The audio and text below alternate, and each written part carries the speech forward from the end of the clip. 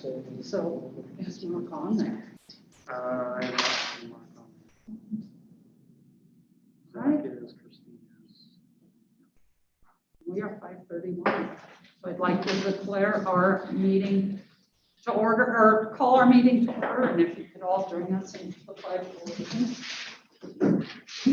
I Pledge allegiance to the flag of the United States of America and to the republic for which it stands, one nation, under God, indivisible, with liberty and justice for all.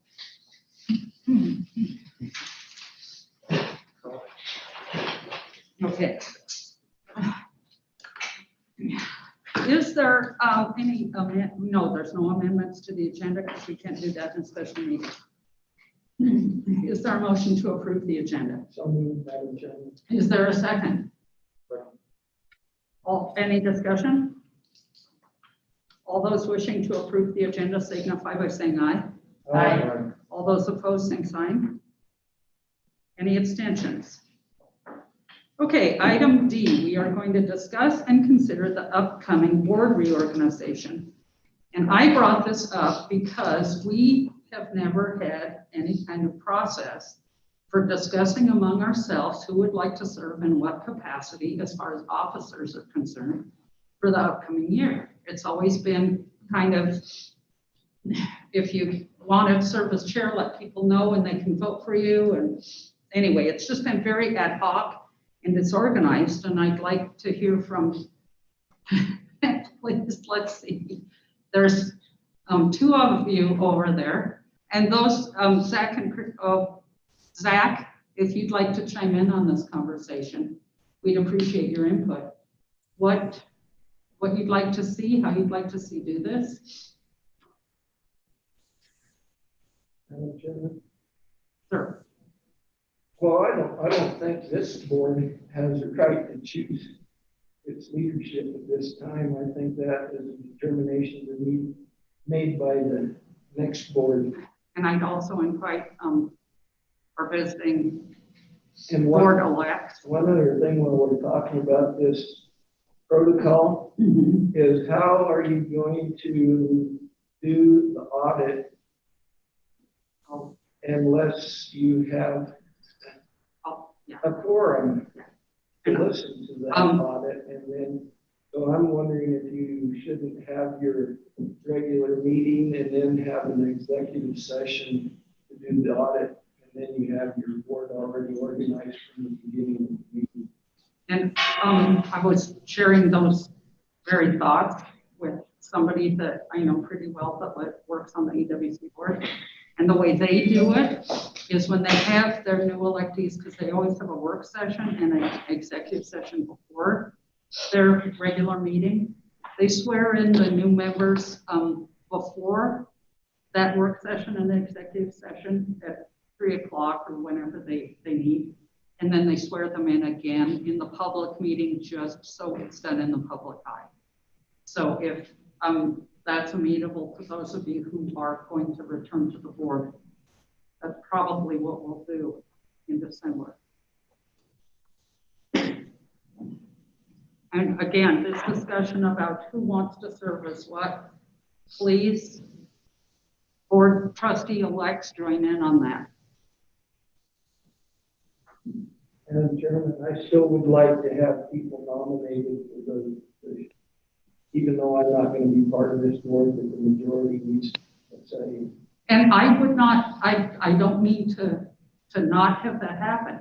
I just like people to say, I'd like to serve as, or I'd be willing to serve as, or please don't nominate me for whatever. Does that satisfy your concerns? Oh, I don't have a concern, I just express it. Yeah. In the past, we've nominated people. The last couple of years, maybe not, but before that we have. And what happens, Mr. Wagner, is they get nominated in real time during the process without any conversation or discussion before we start nominating to find out if they want to serve, if they're willing to serve, if they'd rather have somebody else serve. And I think we need to have that conversation before we get into the voting? Inaccurate? Or unacceptable? Go ahead. Coming on the board midstream, it was a little clunky on how leadership is chosen. It was, I think my first meeting here being sworn in, I think it was a change of the guard, and all of a sudden somebody's name is thrown out and 8 people vote, and what's happened here? So it seems like maybe a little bit of a process. The follow might be helpful, I would think. That was my goal, because although I'm certainly willing to serve as chair again, I'm also willing to not serve as chair again. And it certainly provides a situation where any of the remaining board members just step up and say, I'd like to take over that, and I'd be. And that the nomination is going to happen in actually. Yeah. You know, where I have to actually serve on, you know, the officers,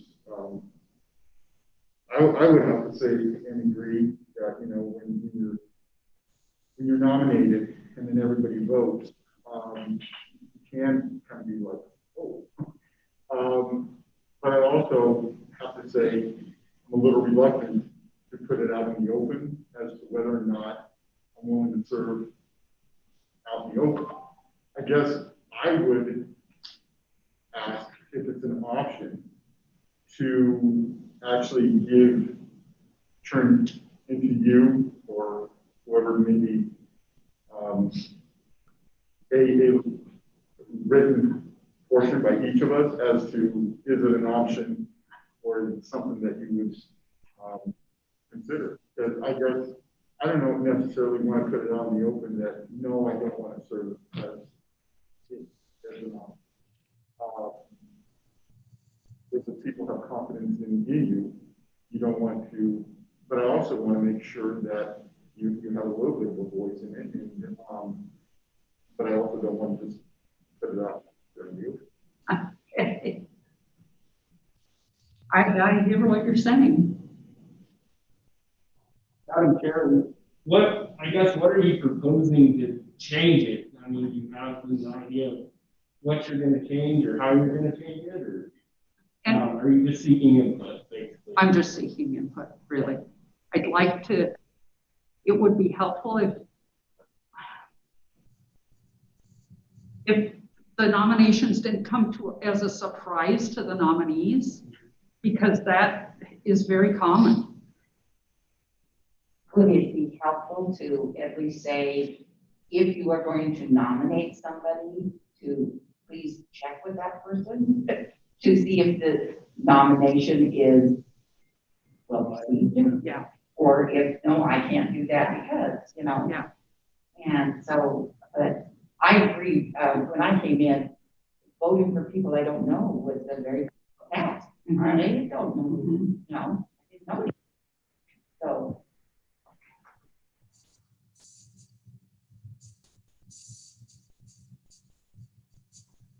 Trustee Zach Miller, do you have any remarks on this topic?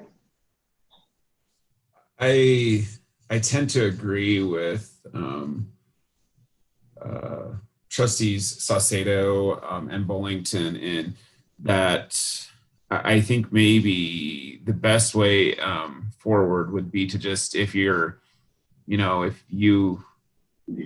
as a trustee or a trustee elect have the desire to serve or would like to nominate a certain person, to have that conversation with an individual before the meeting versus I think it's just awkward in this, right? Like I don't know that any of us are going to raise our hand and say, hey, Chairman Patrick, I would love to be chair next year. Because it just feels awkward in this arena to do that. I think it's maybe just having that conversation before with that individual that, hey, I am considering, I think you would be a strong leadership in this position. Are you okay with that? Or would you be willing to serve in that capacity? Would be more beneficial. Also, I think just by the nature aside from some of us that do have conflicts, the nature of board service says that you're most of the time going to be able to do the majority of things. Majority of roles on the board would be able to fulfill those. I can personally say, I could not fulfill the role of chair due to my current role and the current pandemic. I just would not be able to devote the time required to fulfill that duty. So that might be a better way to go, is to see, is there anybody that's not willing to serve in a specific capacity? I'm happy to say that. I would be willing to serve in any other capacity that the trustees desire, but that is, it almost feels a little bit arrogant if you're the one that wants or has the interest in serving in one of those roles to just say that. Well, and I totally understand and hear what you're saying, Trustee Miller. I would like to think that anybody could raise their hand and say, you know, I'd be willing to serve as chair. I have an interest in serving as chair. And I hope that others wouldn't perceive that as arrogant. I have an interest in serving as a member of the audience. Madam Chair. Yes, sir. This is Christine speaking. I can't see everybody in the room, but in my time on the board, I served 3 years as an officer, and not one of those times was I blindsided by a nomination at the meeting. Someone always asked me beforehand if I would be willing. I think in different organizations, that's the appropriate thing to do. And I think it's the responsibility of current trustees to do their homework beforehand, have an idea who they'd like to see serve as a slate of officers, speak to those people beforehand, and come forward with a nomination. I understand that not every member will do that, but every organization I've been in, that's how it works. Some people do their homework and come with a slate of officers. I'm hoping that this group could do that, and then that would settle the rest of your topic for the evening, because what you're doing right now, talking about who would serve, or that's kind of what you're supposed to be doing at the next meeting. So I just feel like it's personal responsibility of the trustees serving to do their homework and have that prepared and have some idea what they'd like to nominate when they get there. Thank you for your observations. Another one of the motives about my discussing this now tonight instead of at the next meeting is our next meeting is going to be fairly long. And so I was trying to shorten that up a little bit by doing some things ahead of time that we could do ahead of time. So that was my thinking, not to short circuit anything or force my agenda on anybody. It was just in the interest of not keeping everybody here until 9:30 at night. One of the things that I feel obligated to mention is we're going to be facing some very difficult decisions in the next year and the year after that. And just as we have in the past year. And one of the very disheartening and dismaying traditions in our county is retaliating against school board members for school board votes. And I have a suspicion that I experienced some retaliation for our action in August. And I don't know, I feel dismayed that we have that tolerance for that in our county, and that it seems to be not only tolerated, but even, I don't know, approved of. And so I would hate to put somebody in the position of serving when they might end up being the focus of ill will.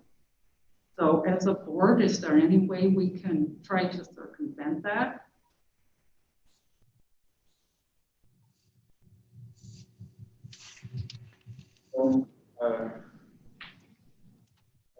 I believe that would be the hope of everyone for that to happen. Unfortunately, the thing is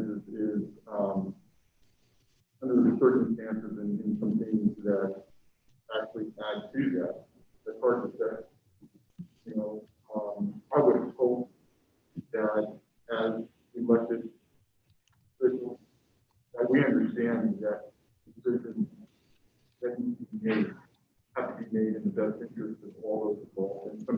they're not popular, but in the best interest of the, and I understand, that's, again, just speaking for myself, you know, I'm willing to make that decision at all costs, even if it means that I may have some people retaliation with. If I know that I am doing what's best from a community point of view, and that's what our constituents have voiced, then I think everybody, I would hope everybody in this position shares our thing. Sure, Trustee Saucedo, I would echo that. I think everybody working here tries to do what they feel is in the best interest of everybody in the district, as far as, or the largest majority of the district, as far as safety and student achievement and fiscal responsibility, because that's going to become a huge elephant in the room. But we all do what we believe is in the best interest of everybody involved. And we may not do what you want done or what your neighbor wants done, but accepting that in the spirit of that's how democracy works. Sometimes things go your way and sometimes they don't, is something I really advocate for.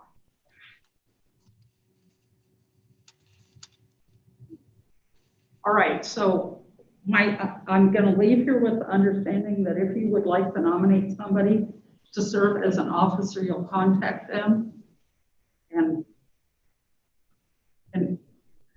so that we don't get surprise nominations during our next meeting, and we'll proceed from there. And we're going to swear in the new members twice, once for the legal issues, and then the second time for it to be done in public.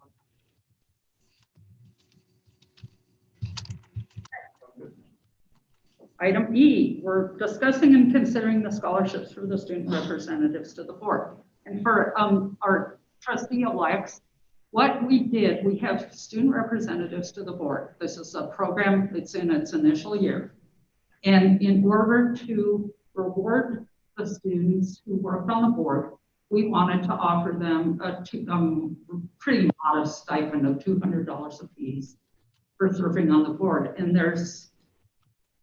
we can't do that as a school board. So we have to solicit donations from outside interests. Both Trustee Christine Miller and I have committed to supporting that monetarily for the next 3 years. I was going to ask if First State Bank wanted on that. Well, I cannot speak for First State Bank. I know. Technically, I'm not an employee of the bank. You just have an office there. I just serve in the capacity of their auditor. Got it. I can bring it up, or I can get you in contact with me. I know who to contact. I just don't want to forestall anybody else from. Mrs. Cates mentioned that we can deposit this money with the Booster Club, or we can directly donate it to the students involved. Am I remembering correctly? Well,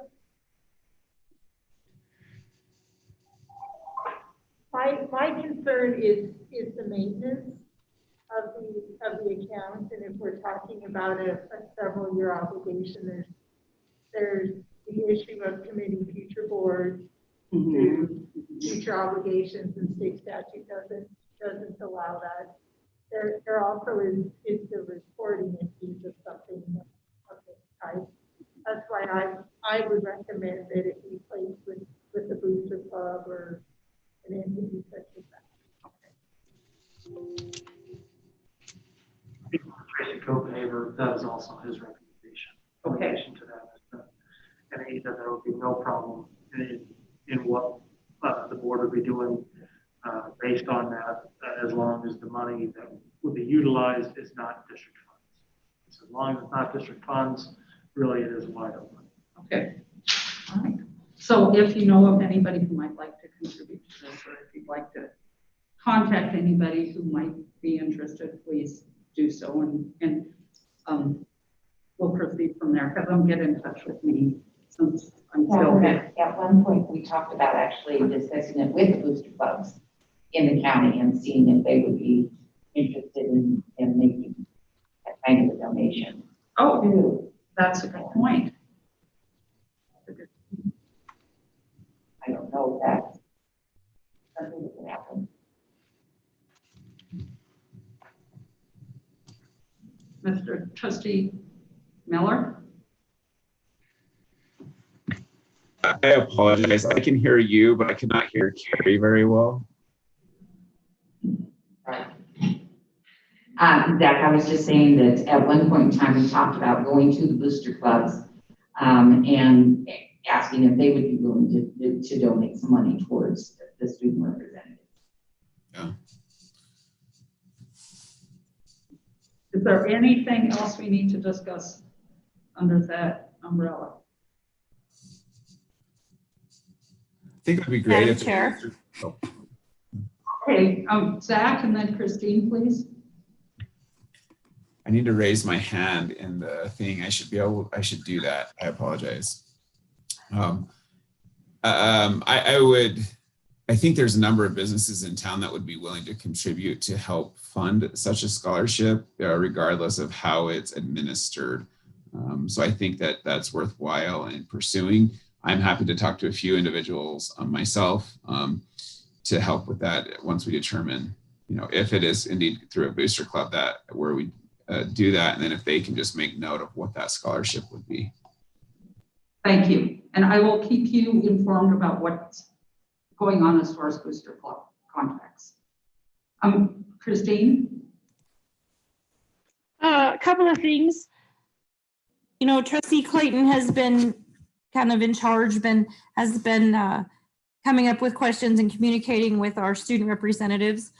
And since he will no longer be on the board, I would suggest that you find another person that would be willing to take that role, and maybe they could then take charge of whatever monies could be gathered, and telling people that said, hey, we'll donate, where to send their money, what to do. And then maybe if that's a role, that'd just be part of their role every year. Whoever on the board was helping to communicate with student representatives could take that position of also pulling together a scholarship. And I also wanted to say that for our businesses would be happy to commit to $100 piece for each student representative, so $300 a year for at least 3 years. So I know we said the goal was a couple $100. Maybe we'd like to raise more, maybe not, but that's partway there. It just depends how much effort we'd like to put into it, but that's what our commitment would be. Okay, thank you very much, Trustee Miller.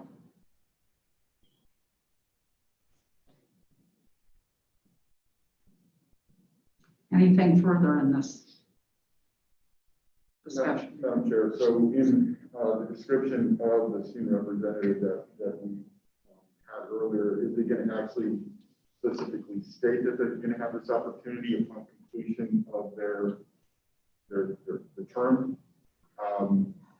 Again, you may have one who may have a little bit of a boo-boo and halfway through. So how is that going to be? How's that going to be worded? Did you preview the policy before you came? I did, Judge. And see, I haven't looked at the policy for a while, but we'll be sure and examine that. Make sure that there's a safeguard against that. Madam Chair, the stipulation's always been upon completion of their education in Goshen County School District. Oh, So okay. upon graduation, then the stipend will be paid. Thank you very much, Trustee Clayton. Yeah, that was the safeguard. Okay, so they'd stay in school. Yes. Because these three are, Stay in school. they are. We've had to help them a lot. So they stay in School or? what if mid-year, because we did have some things that would actually, would actually terminate their position, right? Yeah, there is language in there. If they move, so, and this will be something up for discussion if that ever happened, is, you know, if they were determined, if they were actually removed from their school district, or if they just had to simply move because of family matters, then that can definitely be discussed. Right. And these young ladies are finishing up their first semester of their senior year. So we may be able to safely assume by March that they'll graduate or something of that nature.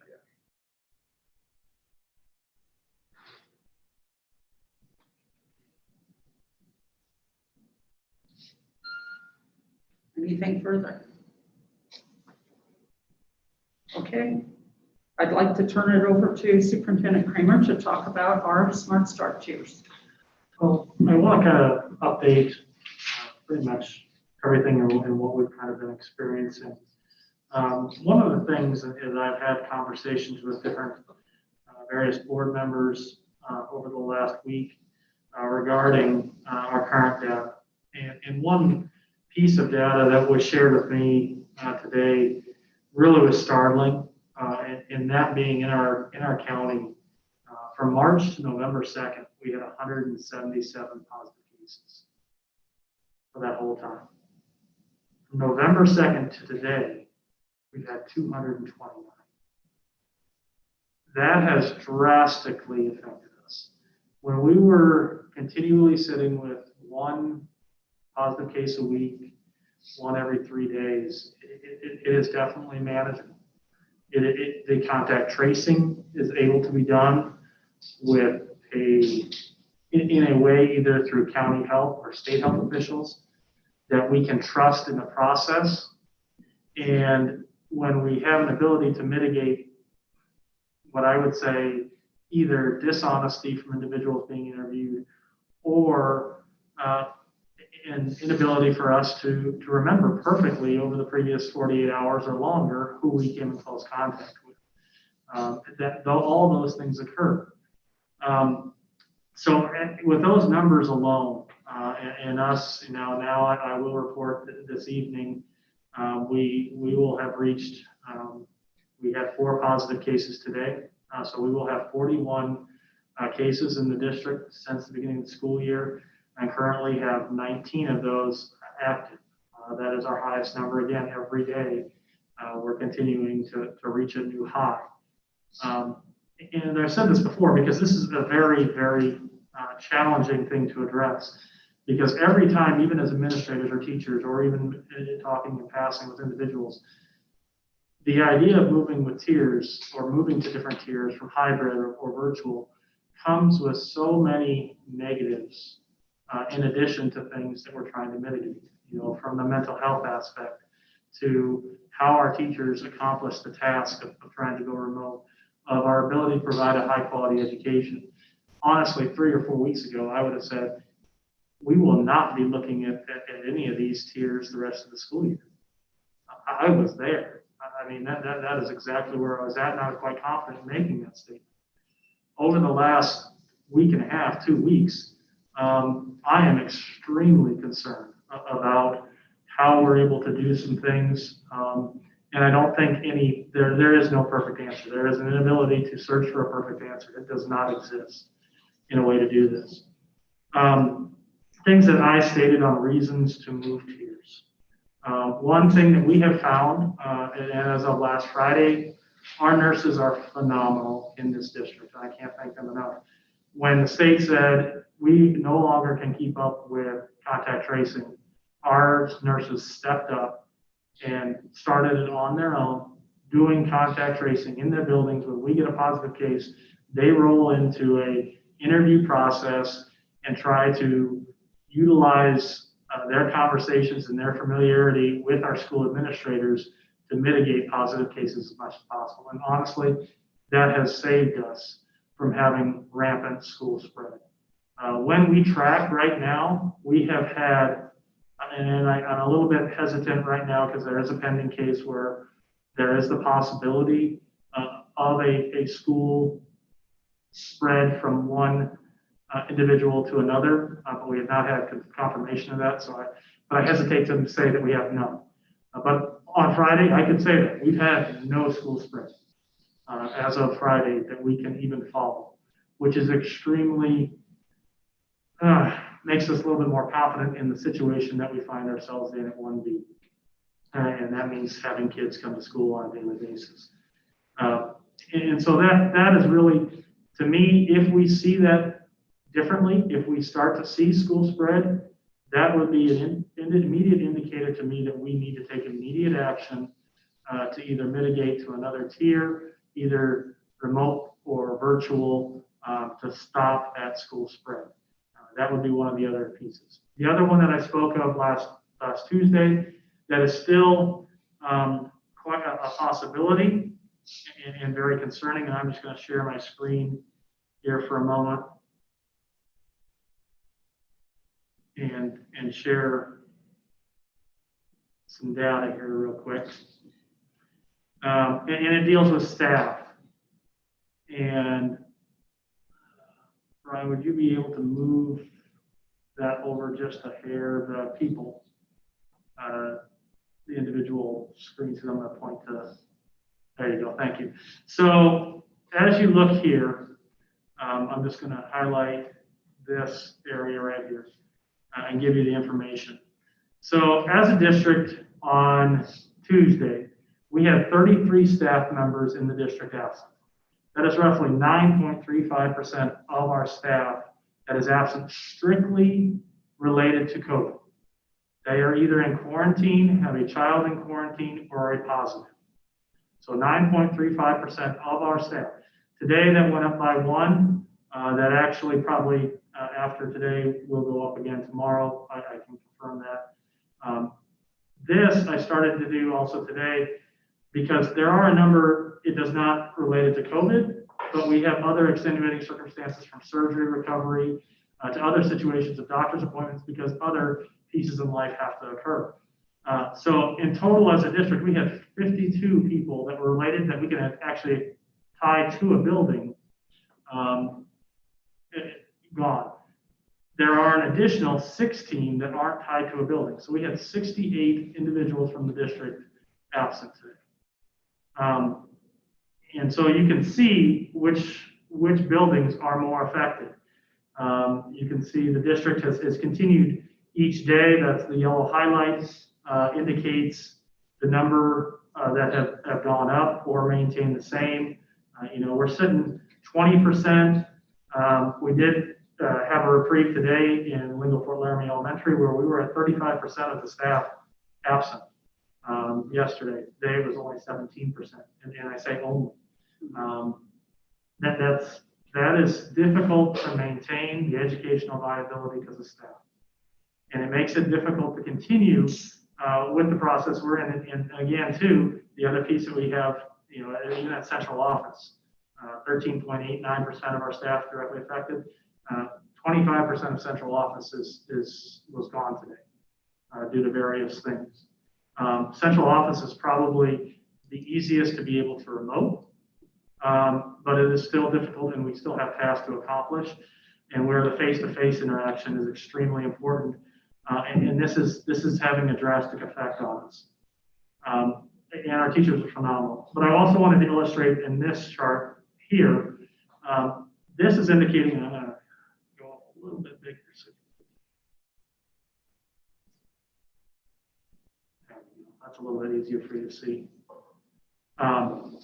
So this chart illustrates our staff usage, or we have a program, ASA, and it provides us the number of individuals that we have gone per day. So this number across the top illustrates the number of days in the month where we had 10 people absent.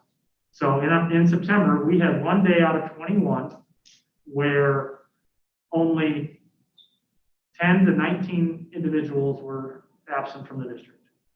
That is 4.7%, 4.76% of the days in September, we had 10. And you can see, we didn't have any days where we had 60. We had only 2 days in that whole month out of 21 days where there were 50 or more. Then in October, you kind of see, again, we're still maintaining. We don't have any days where we had about 50, only 7 days, 35% of the days of 40, minimal interruption in instruction because we're able to accommodate many of the things. We get to November and we've had 13 days. And you can see just by those numbers where this has moved, where we've had 1 day in 13 where we've had 30 to 39.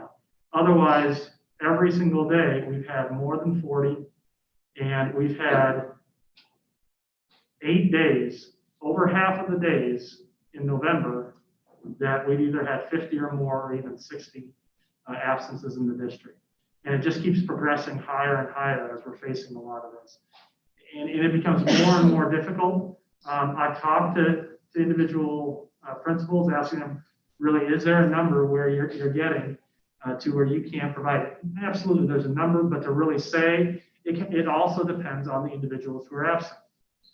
If those individuals are what we would consider not having immediate school contact or student contact, they can be a little bit less essential in the fact of on a day-to-day basis, we can get by. Where we have a math teacher that teaches 7 out of 8 courses, that is absolutely, when you have one of those individual teachers drop out, it's significant. And really, the scary part with this is not necessarily the choices that staff are making. It's as simple as going to get your hair cut last evening, and after you get home, getting a call from your beautician saying, I tested positive. You're now having to go 2 weeks in quarantine. And we lose a teacher for 2 weeks. That is not a decision that individual teacher made that was jeopardizing going to work the next day. It was that individual making a poor decision to go to work when they were pending results. And we have that consistently. We have those decisions made by individuals in our community that are jeopardizing the education of our students because they're making extremely poor choices. We had an individual in one of our schools, mom tested positive on the 5th of November, no notification to school. We found out yesterday, and the student had been attending since November 5th. Those are the type of situations that put us in having to make a dire decision because of people not using their heads and not doing what is appropriately. And that's what made this even more challenging. Because if we were able to trust all of our community members to make the right decision, we would be sitting in a situation where we could be much more confident. Unfortunately, we're not there. And it's for people making really, really poor decisions that are jeopardizing the ability to put face-to-face education on the forefront. And that's what's frustrating. And that's one of the things that we really have to be aware of and think of on what we're doing and how we're providing that. Because each individual that comes to school that could be exposing other individuals is jeopardizing every student we have and their ability to be provided a safe and appropriate education. And again, changes my focus where I was 3 weeks ago. And that's disheartening. And I'm not here to make a recommendation that we change tiers or we go to full virtual, because I still feel that right now the negatives are to a point where moving tiers at this moment without other extenuating circumstances from school spread or an inability to staff, I'm not ready to make that recommendation. But I also think that as trustees, we have to be contemplating that move and contemplating how we can best provide that ability for our teachers. Now, I'm just going to jump over to the next piece here and again, look at our student absentee rate. And as a district, today, we had a 17% absentee rate. That is really, if we look back in previous years, that is really dire. It is really strange where we ever have that. And so you can see all of these just this week where they've exceeded our numbers in this column, which is our average from last week. And last week, by far and away, there is no comparison. Last week was our highest absentee rate we've had ever as a school district. And you can see the highlighted boxes indicate that it's exceeding the average of last week. This average this week will exceed the previous week. Our teachers are doing a phenomenal job in remoting students in who are quarantined. The challenge with that is 3 weeks ago, they were asking and pleading with me to come up with things that I could help them with and try to alleviate the number one thing, time. They don't have time to do it all. The remote piece, everything that they're doing, everything we're asking them to do is so challenging. I've met with administrators multiple times to try to come up with ideas, and we tried to, one of the things, and one of the ideas that was expressed was, can we look at having more early release days that would provide us with more time in the afternoon? 4 weeks ago, I couldn't. It was difficult because I know they need it, but I hadn't seen the immediacy of it. And said, I worry about our families and what an early release does. And I still do. I still have great concerns over what early releases and the difficulties that has for parents. But my even more worry is if we continue without taking a look at doing something like early release days when we come back from Thanksgiving, or maybe possibly that week after Thanksgiving, that our teachers will not be able to keep up.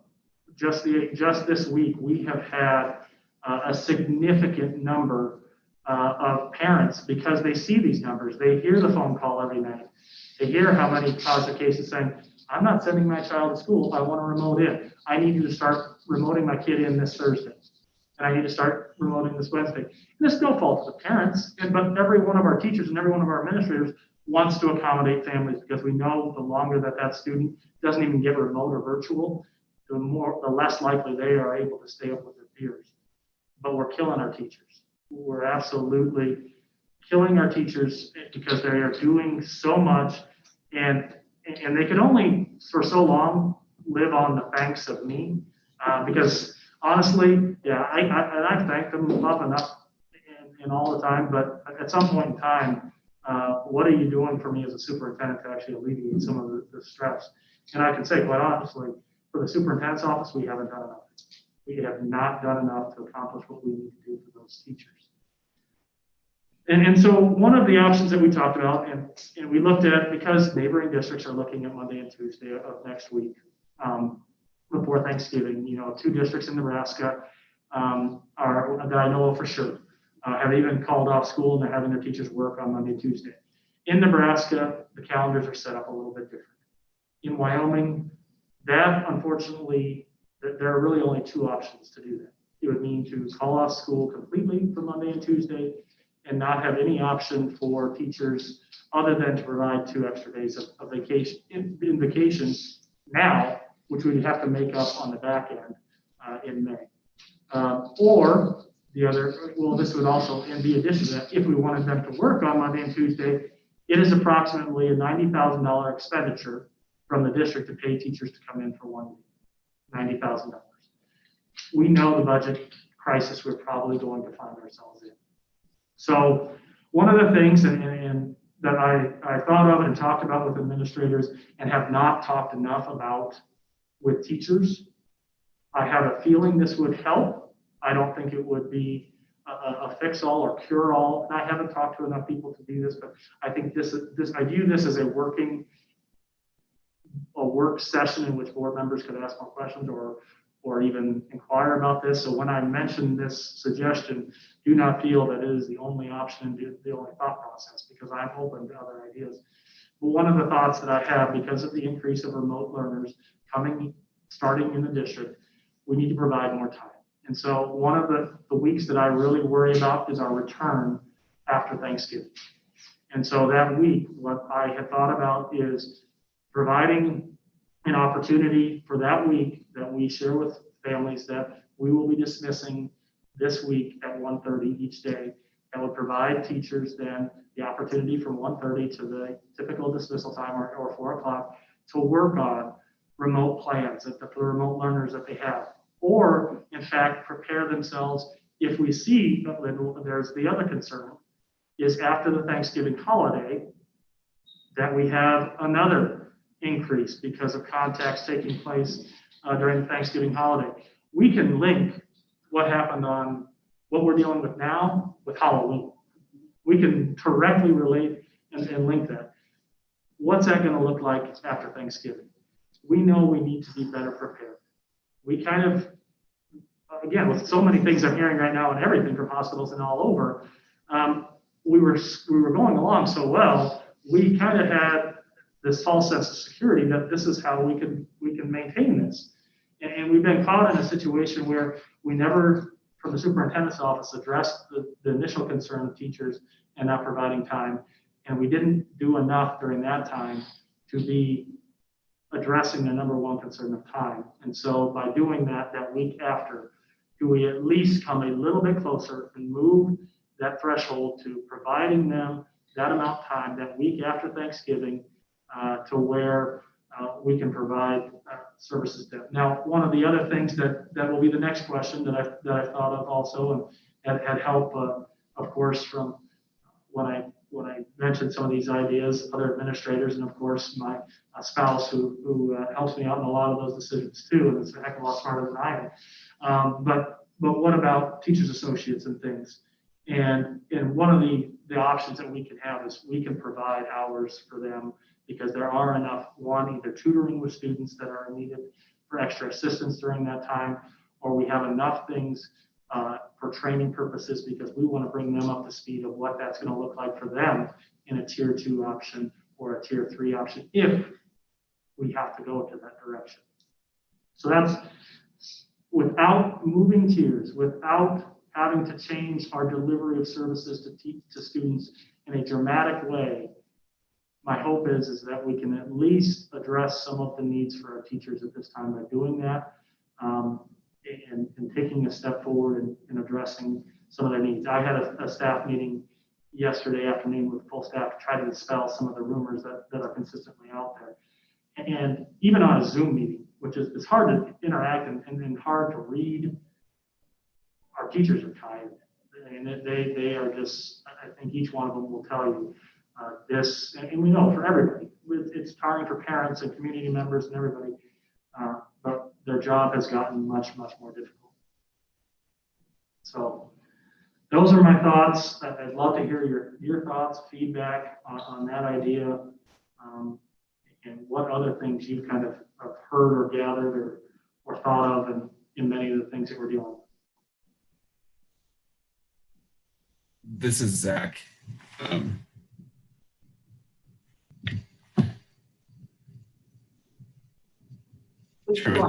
Me.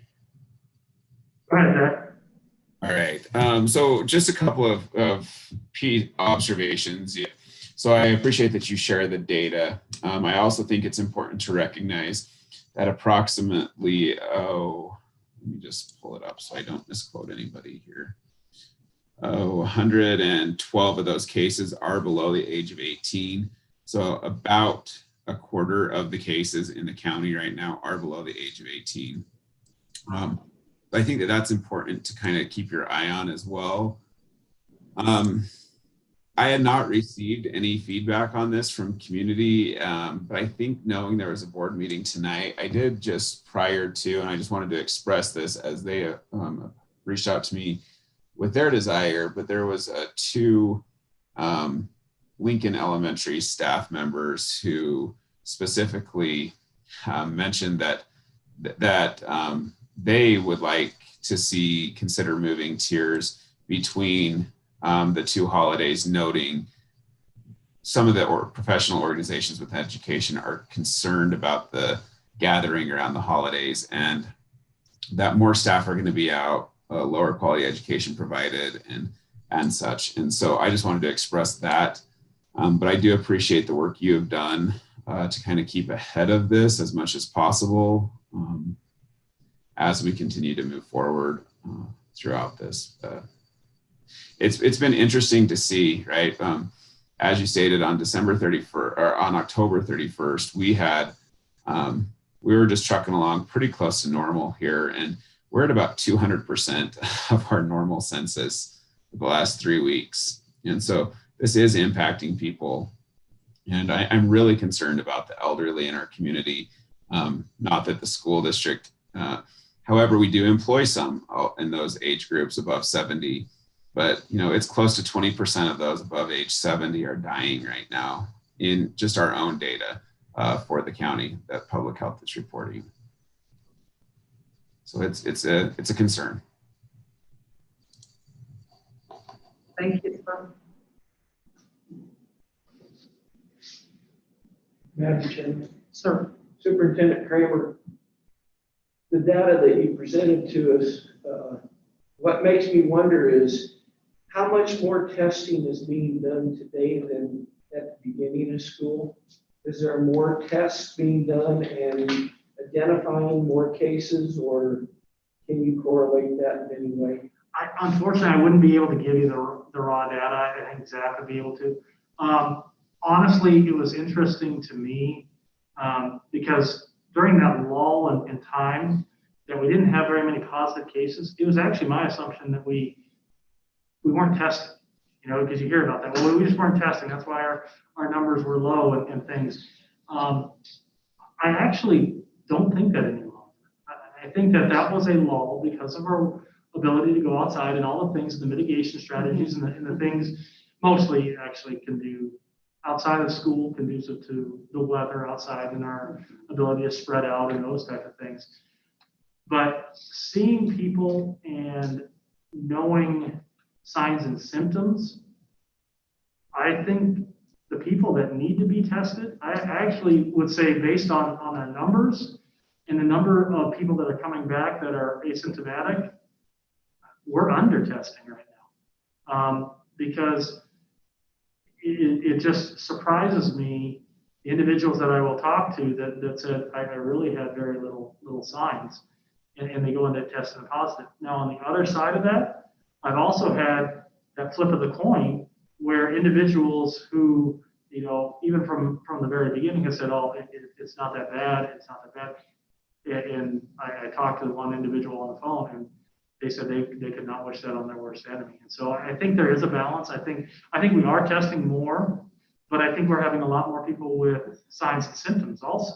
And that's a great concern because as we know, when we move in, colds and flu, even before COVID, there is an increase in cold and flu during the winter months because we're more inside. I think that absolutely is true with COVID. We are seeing the signs, we are seeing the spread because we are in closer proximity with each other for longer periods of time than we were, just 3 weeks ago.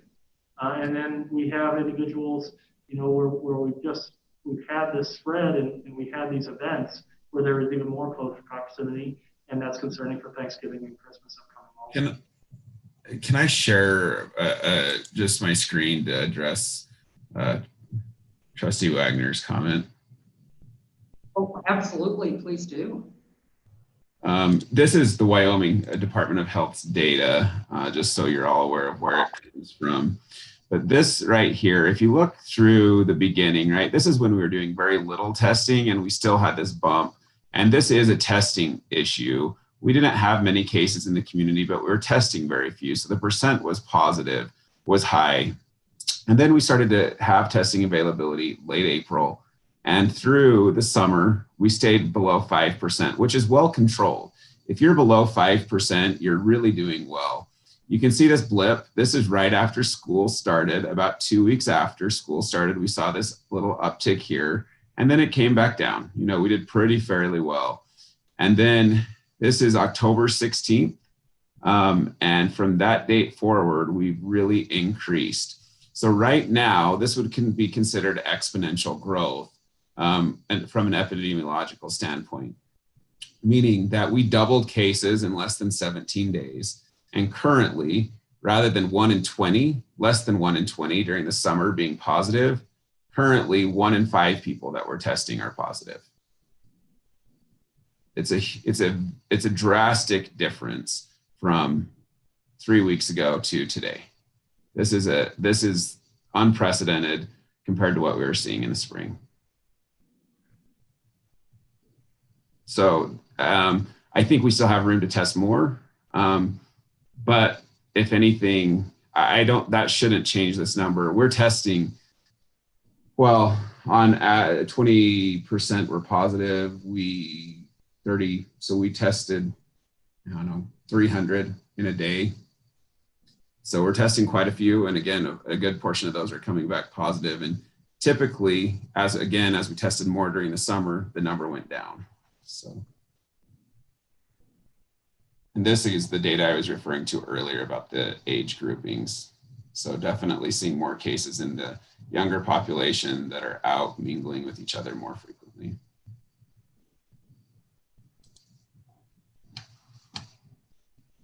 So, okay, so I have this whole calendar in front of me here. And okay, so if I understand what you're saying is to give staff and for the week of 30th through the 4th time to be able to work on and catch up and plan, correct? So that would be, yes, the 30th to the 4th have an early dismissal of 1:30 on each of those days. And I'm going to bring that up so everybody can kind of see too. So then there's going to be 2 full weeks of school, where then after that is going to be Christmas vacation for 2 weeks, and the kids will be coming back on the 4th with the semester ending that Friday on the 8th. And one of the things that we have worked on has been ending that semester before Christmas, to try to make sure that we can do all those things along with having what we're looking at as that break, 6 through 12, ending their semester before Christmas, to make sure if we return, we don't have to worry. Number one, even without COVID, more effective end of the semester assessments would occur before a Christmas break. There's also added ability when you look at COVID, because there is the possibility that Christmas piece, that there is again another surge in cases and all of those things. My hope would be from that 30th to the 4th is that, one, it's used twofold. One, to catch up. Two, to prepare for the possibility of moves between tiers. And 3, to align things so there wouldn't necessarily need to be a transition. Where we talked about in our tiers of 2 days to allow teachers to catch up to speed and things.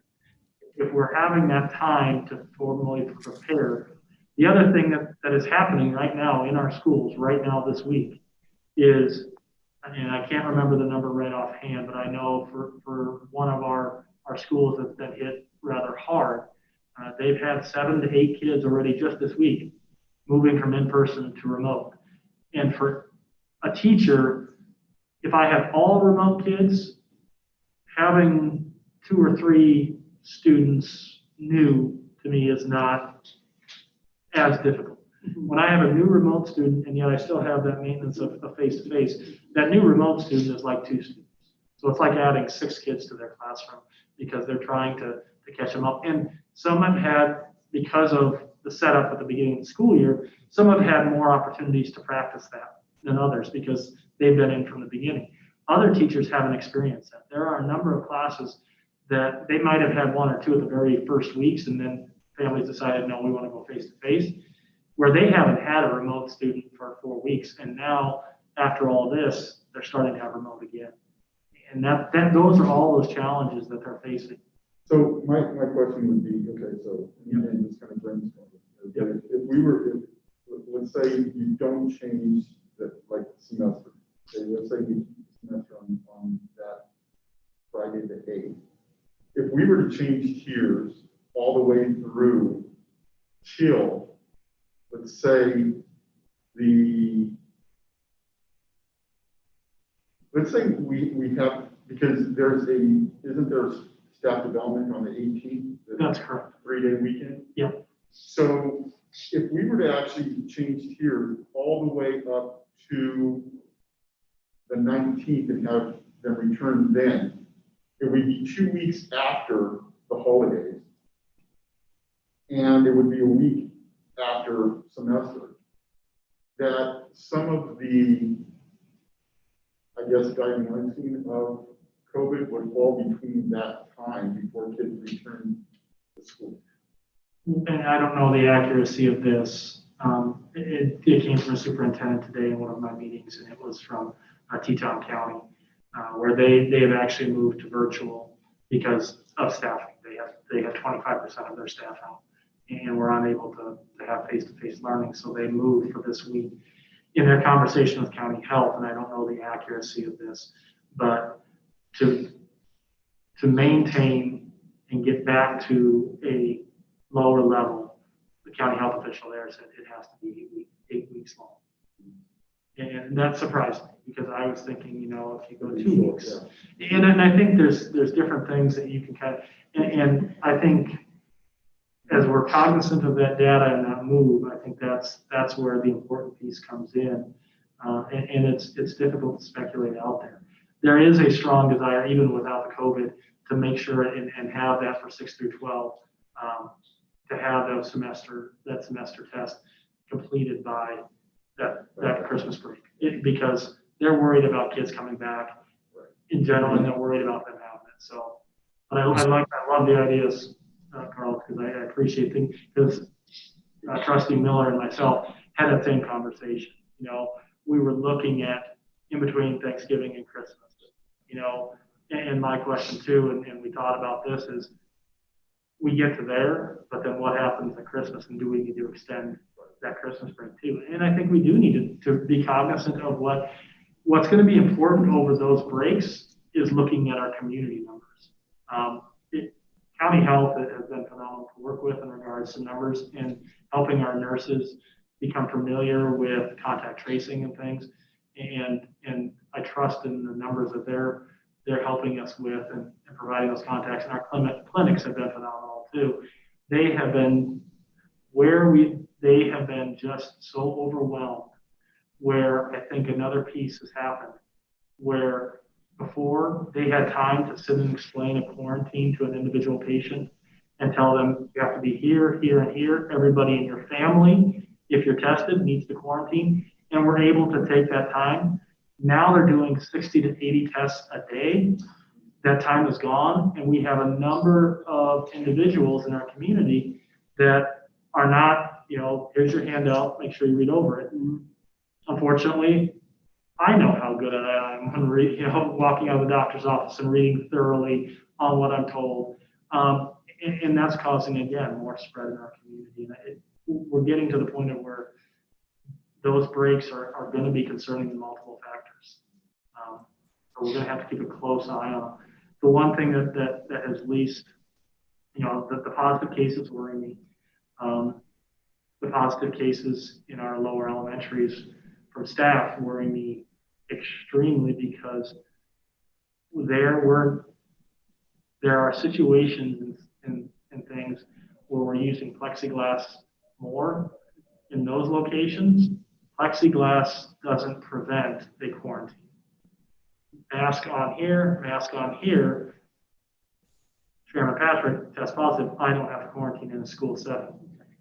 Plexiglass in between us, I have to quarantine. So there is a higher likelihood when we have a positive staff member in one of our lower elementary classrooms that more kids are going to have to quarantine because of that close contact. It's inevitable. And when we start seeing those staff members increase, more and more of our kids, I mean, one staff member, it's not unheard of that there could be 20 kids with one staff member very easily, or an entire classroom. We've been very fortunate right now with some of our lower elementary, but you know, we cannot continue to be as lucky as we are and have been in regards to those quarantines. Mr. Kramer? Yeah, trustee Goshen. So I think maybe what public health was referring to with the 8-week time period is typically when any control measure has been instituted that we've seen, not only for COVID, but for other diseases as well. That takes an 8-week time period to have its full effect. And so a control measure is something such as masking, right? The mandate that was issued by the county health officer today. So you can anticipate 8 weeks out from that to have a pretty dramatic effect on the curve, assuming greater than 70% compliance to that mandate. And so I wonder, I don't know directly, but that is what our epidemiologists that we've been in contact with have been telling us is when those things go into place, those control measures is what they call them, you know, that is when you start to see that bend in the curve, a steep downward trajectory in cases about 8 weeks later. That makes complete sense. Thank you. And that was the second person through a superintendent in Teton County who talked to their county health official. So thank you for fully explaining that. That makes complete sense, Trustee Miller. I would agree that, you know, giving the teachers that early dismissal the week after Thanksgiving would be a great strategy to reduce some stress. I'm just not sure if that's enough. I would love to see maybe Monday and Tuesday. I realize we would have to put it at the end of May or, you know, however we do that. But I am very concerned about the staff and the teachers in our district right now, as you are. And I'm just afraid if we do not do something. We all know stress lowers immunity, and we are in a very high situation right now where a lower immunity is not a good thing. And Trustee Bullington, just for clarification, as long as we don't cancel a whole day of school, we do not have to make it up. If we go and have an early release, that's a full day. Yes. And we're, Yeah, but and I'm we don't have talking to Monday and Tuesday of Thanksgiving week canceling. Oh, canceling entirely. Monday I'm and sorry, Tuesday my completely. misunderstanding. And Gotcha. then those would have to be tacked on. Yeah. And, Yeah. You know, and that still is going to get kids out in May prior to Memorial Day. I mean, we've got a week, I think. Yes, that's correct. We do have a week. You know, so it's not extending the school year at a very long time. But our teachers need some rest. I agree. When I was doing what we're all supposed to do tonight is keep your Zoom meeting with some of the teachers and just in conversations, their mental health is something that we need to take into consideration along with the stress of it. And you know, if a couple of days in early releases within that Thanksgiving week, if that will alleviate some of that, again, it may not be enough, but it's something. I'm for that idea as well. And I totally agree with both of you. As somebody who's been in this position, I tell you that I would, as a teacher, find it more useful to have at least 3 days of early release because I'm there and I can work on my work. And if you have 2 days off, and granted, everybody needs 2 days off to just chill and sleep late, etc. You won't be working on your work though. And sometimes it helps to have that framework in place so that you get done your stuff you are trying to get done. That's just another factor to take under consideration.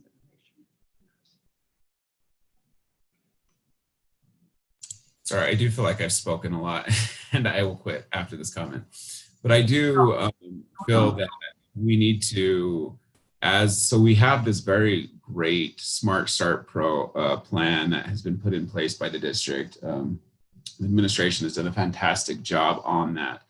I do think we need to understand what the trigger is, either in the community or what that absenteeism from a teacher or student perspective is, and be very clear on that now and moving forward to what is going to trigger that movement. Otherwise, I think that at least then we can report to parents with some regularity that absenteeism is trending from 20 to 25% or 25 to 30. And then they can at least plan, they can see the trend versus here today, gone tomorrow, which I think causes a lot of angst and consternation. The earlier we can have information out for our community and our the parents of our students and teachers, I think is better.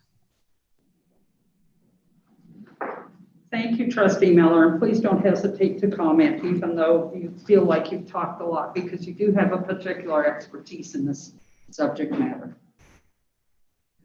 I agree, Trustee Miller. The challenge that I've had through my conversations with administrators is it almost varies from building to building on both of those numbers, where we had just significantly high numbers in Lingo Fort Laramie the last week.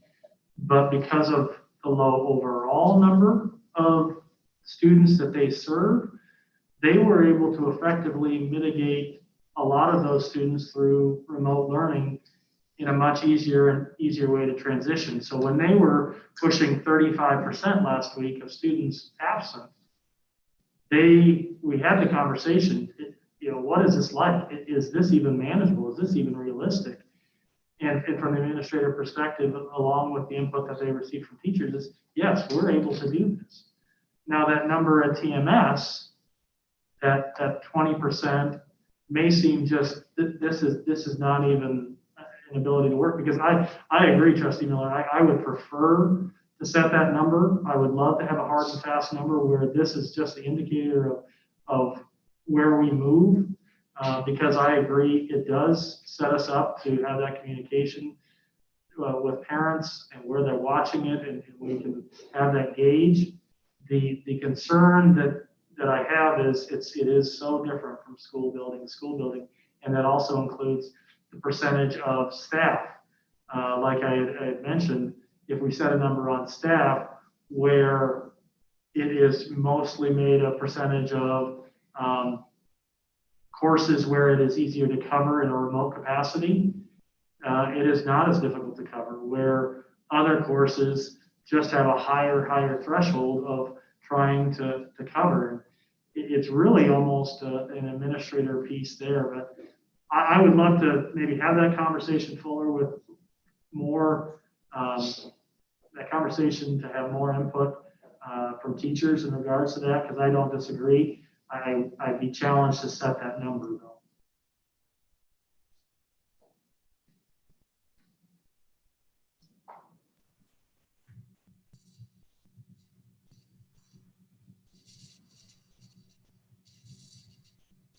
Any further remarks, observations, suggestions?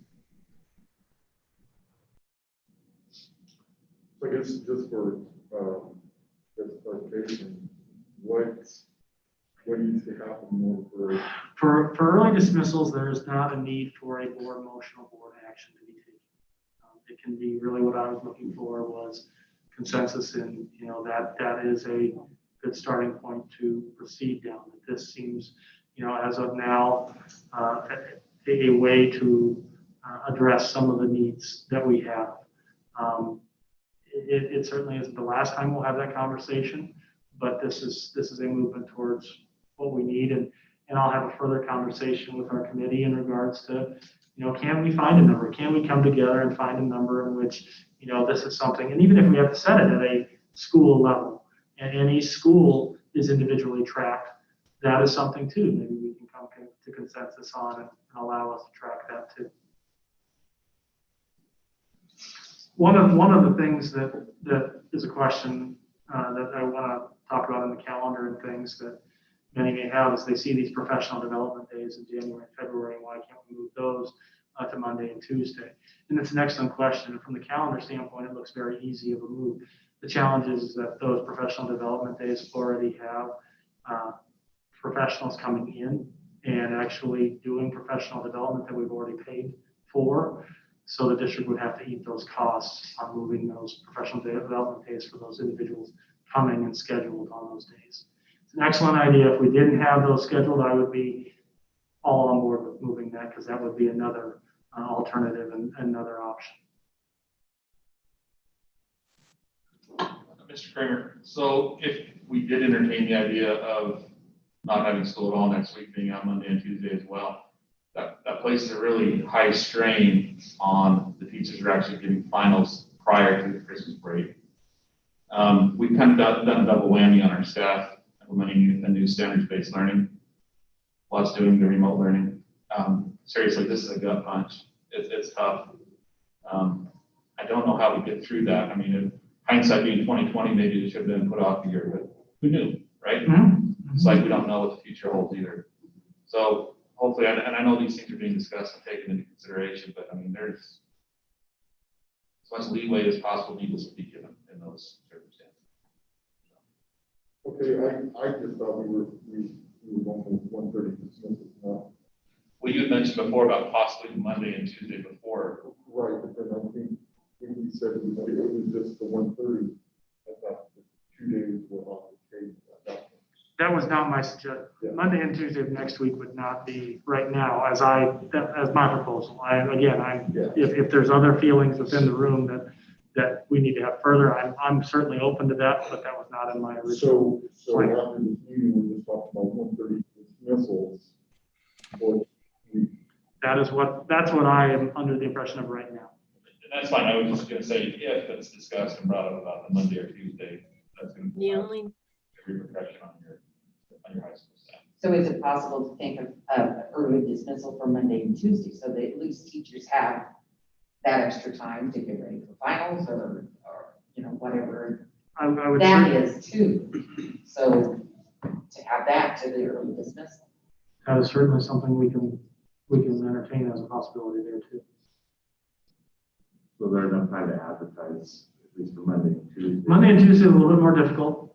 Tuesday, I would say for certain, because we're a little bit further off than Monday. I'm a little bit more concerned with the 1:30 dismissal on both days, because we are not too far, being that this is a Wednesday night. The first information that parents will hear about it is on Thursday, most likely. That we'd probably be up against a real concern of organizing what activities and after-school things for that Monday. Tuesday would be more realistic, and then the week after, of course, we have at least a week and a half to set that up. Well, I agree, and I'm glad you brought that up because Tuesday technically being the last day before the break. Seems like in the past we had that be an early release day anyway, so it's probably not that big of a stretch. If we were to communicate that now, at least that kind of go along with prior practice. So that would be my suggestion. Make Tuesday an early release day too. Consensus there amongst board members that to also include Tuesday on that 1:30. yeah.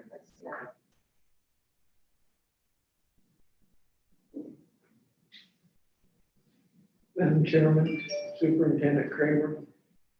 We got variances for athletics and extracurricular stuff. Why can't we get variances for these schedules from the State Board of Education so that everybody's got the same daggone problem? How can we be such hard-headed about this and not come together and figure something out that's workable for everybody? What's the barrier? That is a fantastic question. I don't know who would be personally responsible to blame one person. I do know that we inquired because when we came back to school, that was one of the things that Laramie District 1 had moved back their start date. And that was something that we investigated and tried to look at as an option. And we're told, no, you cannot. You have to submit your calendar. It is your calendar. You work through it. There you go. And that is an excellent question, possibly for our legislative representatives to see that would be something, or even as we're unfortunately past it now as the delegate assembly occurred, but freedom and calendar would add so many more options. Again, we in Wyoming are about local control and about being able to certainly address calendar needs, and this would be an excellent example of this is where we need some help, and the ability to make changes would go a long way being able to do that. So I appreciate bringing that up. And I really advocate for that position that the Department of Ed maybe would cut us to 170 student contact days this year instead of 175 just for this year, not ongoing, but we have a problem. It just seems odd that last year when they did shut us down and we had no cases and the state said, we're not counting these days against you. And now the the whole state is at a high risk, there's nothing from the state. Interesting. Well, I wonder how much advocation actually, I mean, Robbie, I trust you, Wagner's great point. So I would then wonder if anybody has advocated that to the Wyoming Department of Education. I just, as this process has moved along, I find more and more where these are great ideas, but no one's thought of them. And, or somebody at the local level thinks of them. And so then we go up the ladder, it's like, oh, well, we didn't think of that either.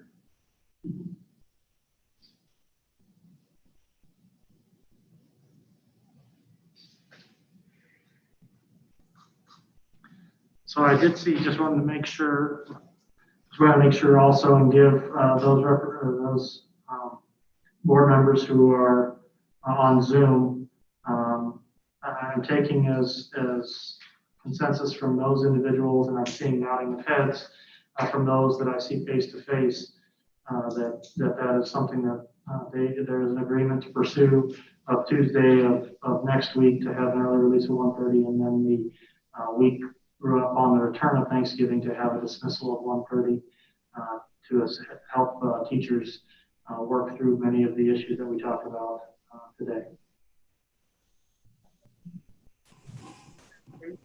Yes.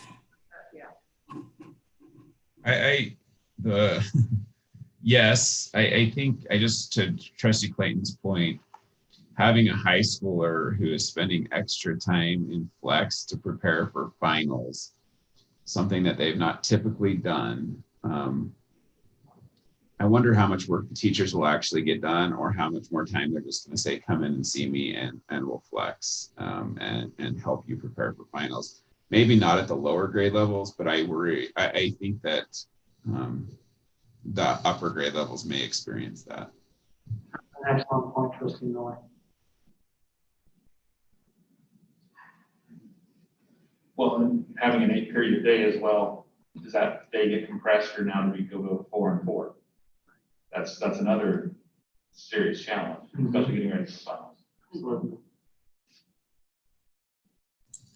Is there a way to receive a visual representation of that data, like day by, you're obviously pulling it day by day for the trustees to see, today the district had 23% absenteeism, tomorrow is 24, 25, 26. So we at least have that awareness and can track that, even if it's just a graph that's updated daily. Absolutely, Trustee Miller. I send one of those out to our principals daily. I would caution on any initial email that's sent out the night of. There typically are some errors that do occur on a certain day, and then corrections are made the following. So there may be some situations that one day's data does not perfectly illustrate a trajectory, but absolutely, I could include all trustees on that same email as I have with administrators.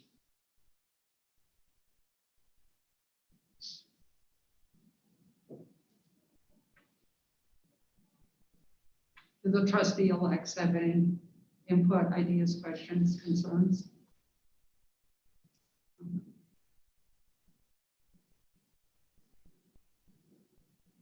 Trustee-elect Schmick?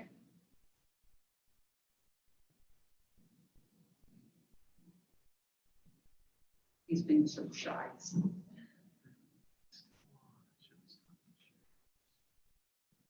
I have one Please proceed. question about the 1:30 dismissal. So is it the extracurricular activities, is it up to the coaches then to decide? So we would still have those extracurriculars immediately after school, because it would be an impossibility to, like for middle school, to bring kids back. And it would be the same way with high school. The challenge too is going to be how I envision it is really what that looks like is moving the dismissal up 2 hours. Is kind of how I envision that. Coaches unfortunately they wouldn't get that immediate 2 hours after school, but they would still at least then be able to not have that 2 hours where they typically would be having practice to utilize that time. That's kind of how I envision it. I have something too, and this just goes along with what Trustee Wagner said and what Trustee Jesperson said. Trustee Jesperson said that, they're all great ideas, but is it something that as a board or that somebody on the board needs to communicate to the higher levels, the scheduling issue and what can be done, about that? Who would take that to the next level or ask those questions?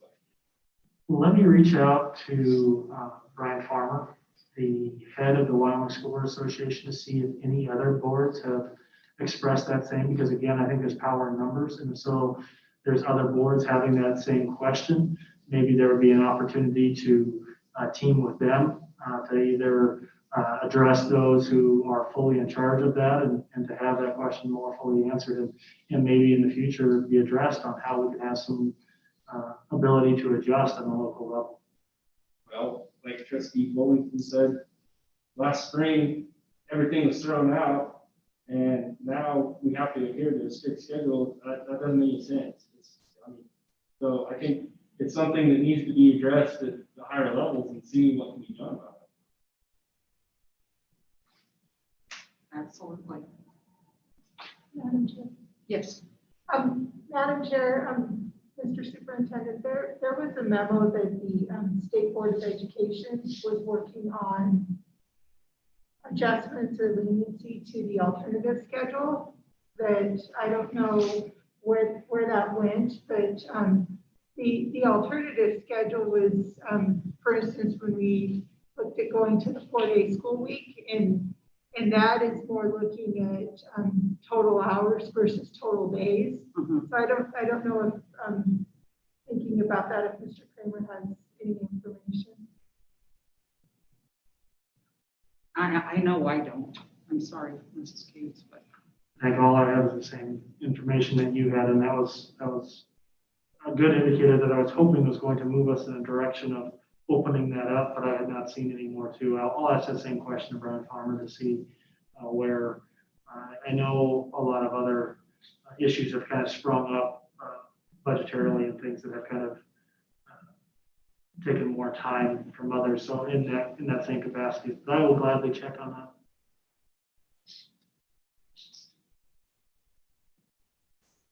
Representative Fritzler, did you have anything that you wanted to contribute to our conversation tonight on any topic? Okay. And Ms. Glass, the same question to you. I would just probably say that if we are going to move to do the 1 week after Thanksgiving with the early releases and the finals coming up so soon after that, I know in my music classes, we have a couple concerts that are coming up very soon. And depending on how the scheduling would work on those days, it could be very difficult to have our concerts ready in time if those concerts are still going to be happening. So just food for thought. Thank you. Valuable observation. Madam Chair? Yes. I just wanted to put in a bit of 2 cents of my thinking. It should be our priority to keep our kids in school in person if we can, but I wonder about extracurricular activities, something that Sarah just brought up were concerts. I mean, obviously those things are going to have to be looked at, and I don't know what, for example, the Wyoming Athletic Association is saying or where they stand on this, but if we're having trouble keeping kids in school, I'm not sure it's smart to have wrestling practice, like, for example. Not that I'm picking on wrestling, but I really think we need to consider some things in lieu of going to school virtually completely. I mean, we need to consider all the options and look at that. May I address that?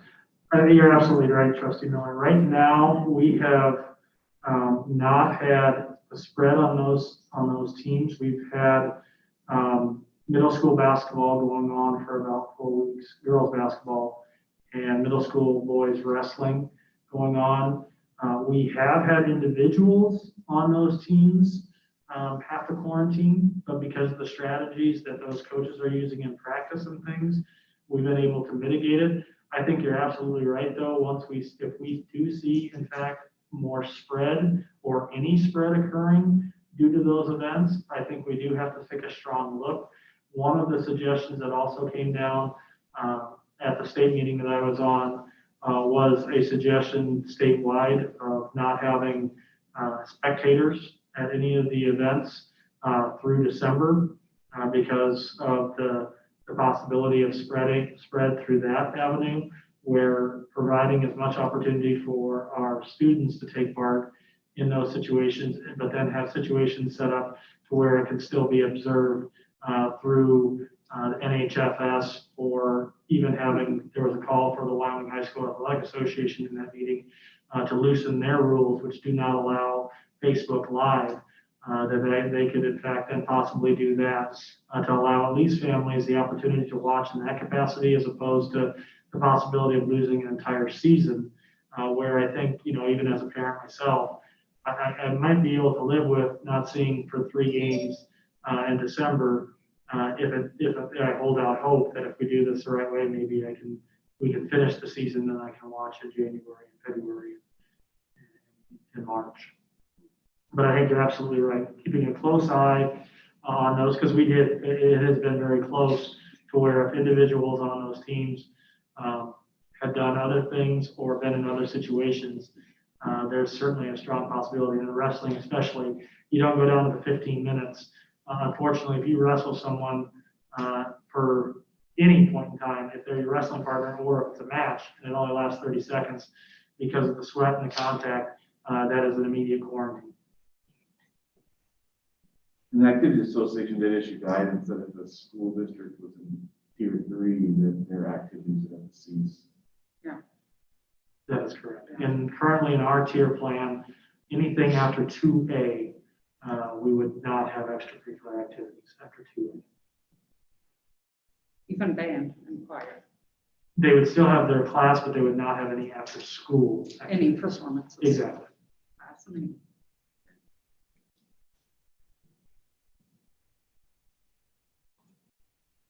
Do you have what you need from our discussion? Yes, I certainly do. Right, Thank you. okay, all right. One thing that I wanted to do for our trustee-elects, those in person and those coming, is just to preview what's going to happen at the December meeting, because when I got on the board, there was no orientation preview, nothing. It was like coming in here and being hit with a fire hose. What's going to happen is we have an executive session at 5 o'clock, which will include you, even though we're evaluating the superintendent. And I know this is all brand new for you, and you won't have a lot to contribute, but you'll see the process. Is that correct as far as everybody else knows? Then we'll come out of that, and our audit will be presented by our auditors, who are out of district, non-school district employees, contracted accounting firm. And she'll go through that page by page by page. Before you come to the meeting, you'll get an agenda mailed to you. It's like it looks like a packet. And I'd urge you to look through it once and go into the back of it and look at the supporting materials. Our agenda is set up so that the page number of the supporting materials in the back of the packet is readily available as you read through the agenda. So familiarize yourself with that. What else would you have liked to know when you first got on the board?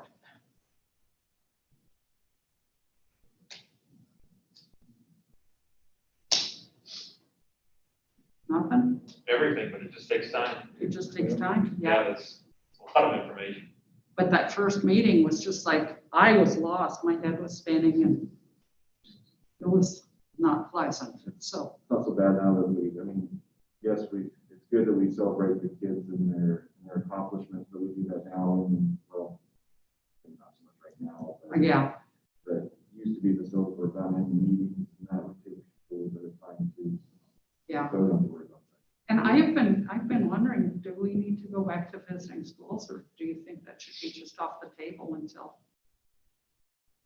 everything's, I think if the trustee has a desire to go visit the school, they need to coordinate that with the administrator. I know I delivered cookies yesterday, and there were a couple administrators that wanted to visit a little bit, and the other ones were busy doing something else. So, you know, I think we need to respect their time, but also, and I've been bad about this. I'm not saying we still need to probably reach out and have those conversations. do we need that schedule again?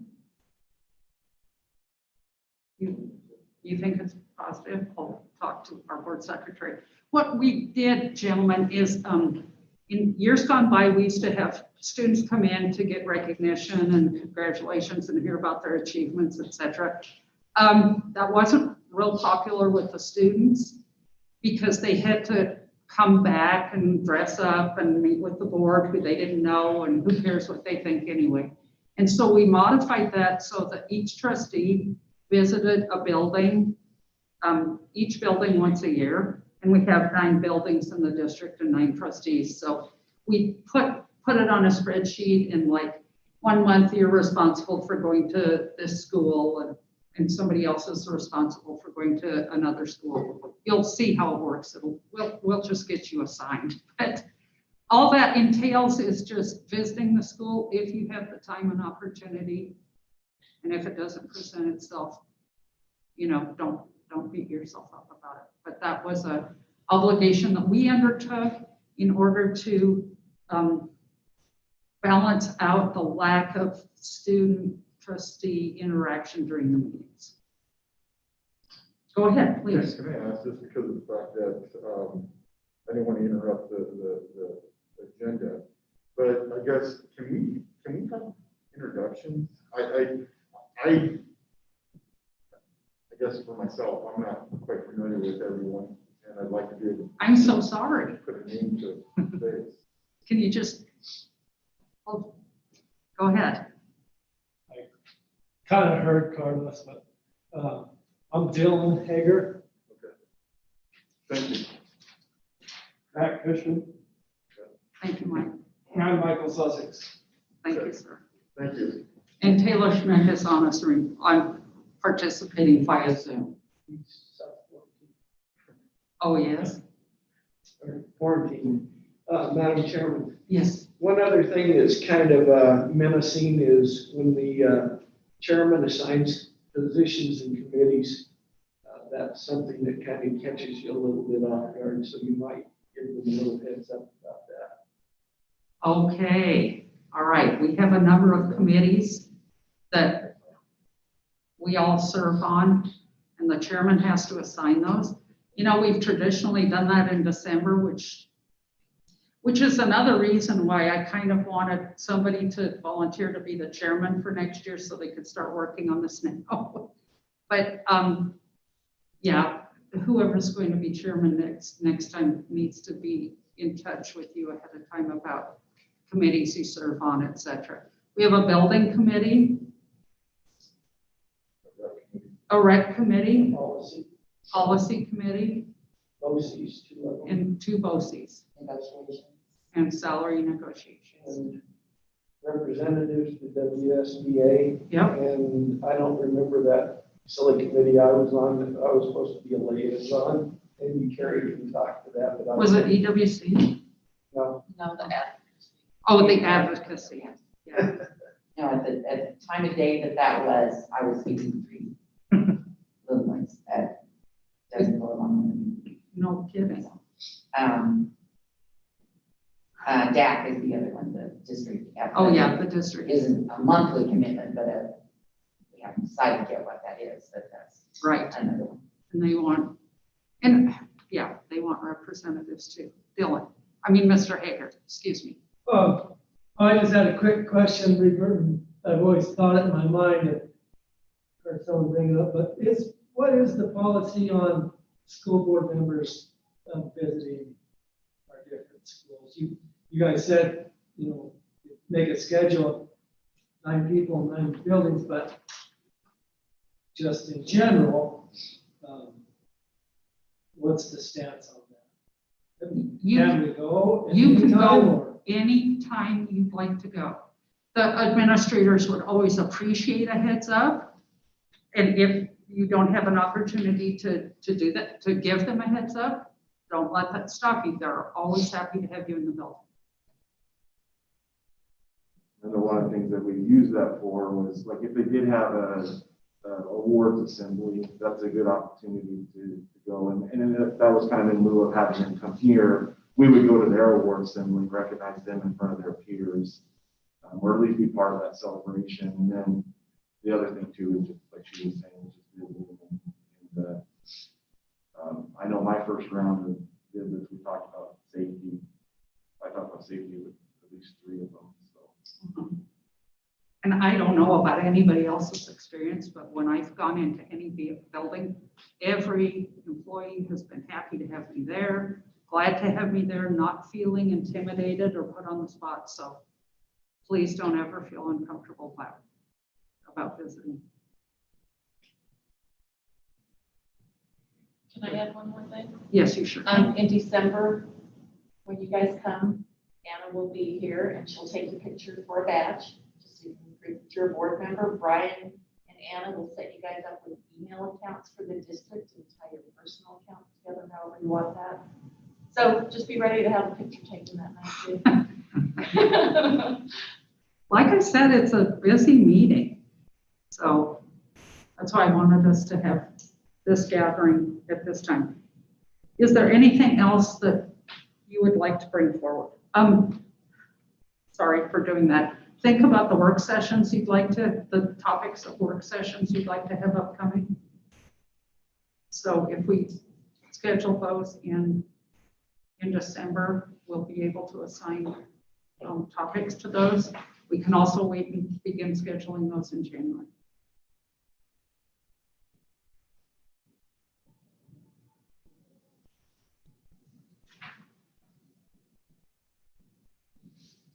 I would just like to encourage Mr. Kramer to continue looking at what else we can do to take stuff off of teachers' plates, as well as administrators.